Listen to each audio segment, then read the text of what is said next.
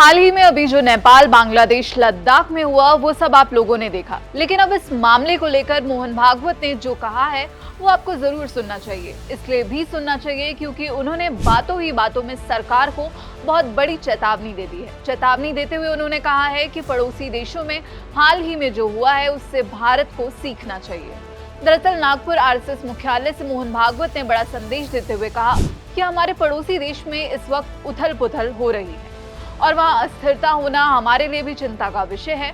श्रीलंका, बांग्लादेश और हाल ही में नेपाल में जनता के गुस्से के हिंसक विस्फोट के कारण हुए सत्ता परिवर्तन हमारे लिए चिंता का विषय है। जब सरकार लोगों से दूर रहती है और उनकी समस्याओं से अनजान रहती है और उनके हितों में नीतियां नहीं बनाई जाती हैं तो लोग सरकार के खिलाफ हो जाते हैं।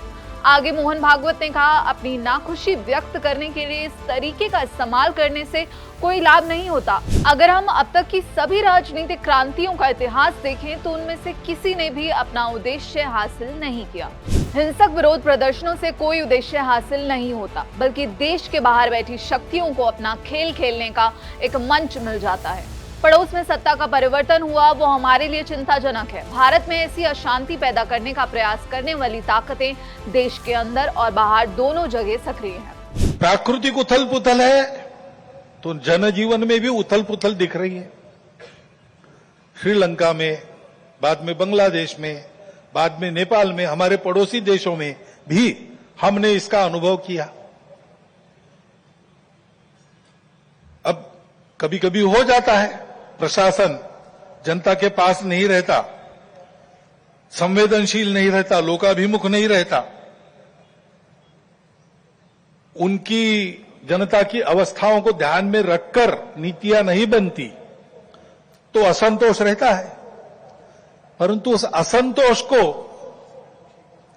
इस प्रकार व्यक्त होना ये किसी के लाभ की बात नहीं है। अभी अभी प्रमुख अतिथि महोदय ने कहा, 25 नवंबर के भाषण की याद की, उसमें इस प्रकार के जो आंदोलन है जिसमें इतनी सारी हिंसा और विनाश होता है, डॉक्टर अंबेडकर साहब ने उसको ग्रामर ऑफ अनार्की कहा है। प्रजातांत्रिक मार्गों से भी परिवर्तन आता है, ऐसे हिंसक मार्गों से परिवर्तन नहीं आता है। एक उथल पुथल हो जाती है लेकिन स्थिति यथावत रहती है। पूरे दुनिया का अभी तक का इतिहास देख लीजिए, जब से ये उथल पुथल वाली तथाकथित रिवॉल्यूशंस, क्रांतियां आई, किसी क्रांति ने अपने उद्दिष्ट को प्राप्त नहीं किया। राजा के खिलाफ फ्रांस की राज्य क्रांति हुई, उसका परिणाम क्या हुआ? नेपोलियन बादशाह बन गया, वही राजतंत्र कायम रहा।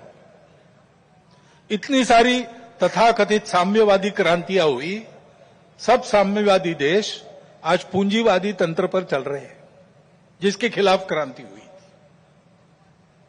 ऐसे हिंसक परिवर्तनों से उद्देश्य नहीं प्राप्त होता है, उल्टा इस अराजकता की स्थिति में देश के बाहर की स्वार्थी ताकतों को अपने खेल खेलने का मौका मिलता है। हमारे पड़ोसी देशों में जो उथल पुथल हो रही, ये हमारे ही देश है, वे हमसे दूर नहीं है। कुछ वर्ष पूर्व भारत ही थे, हमारे अपने हैं।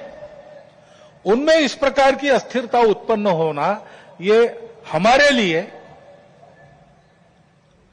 हम केवल उनके पड़ोसी हैं इसलिए नहीं, वो सब हमारे अपने देश है, इसलिए चिंता का विषय है। हितरक्षण से भी ज्यादा ये जो हमारा आत्मीयता का संबंध है, अपनेपन का संबंध है, उसके चलते ये चिंता होती है। परिस्थितियां ऐसी है, जैसा मैंने कहा, दोनों प्रकार है।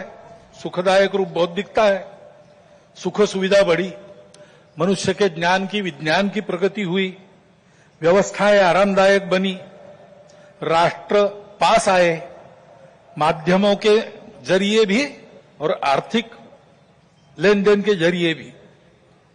परंतु इस परिवर्तन की, विज्ञान और तकनीकी की गति इतनी ज्यादा है कि मनुष्यों की गति का बदलने की और उसका तालमेल नहीं बैठ रहा है। तो मोहन भागवत के इस बयान पर आपकी क्या राय है, आप क्या कुछ सोचते हैं, हमें कमेंट बॉक्स में जरूर बताइएगा।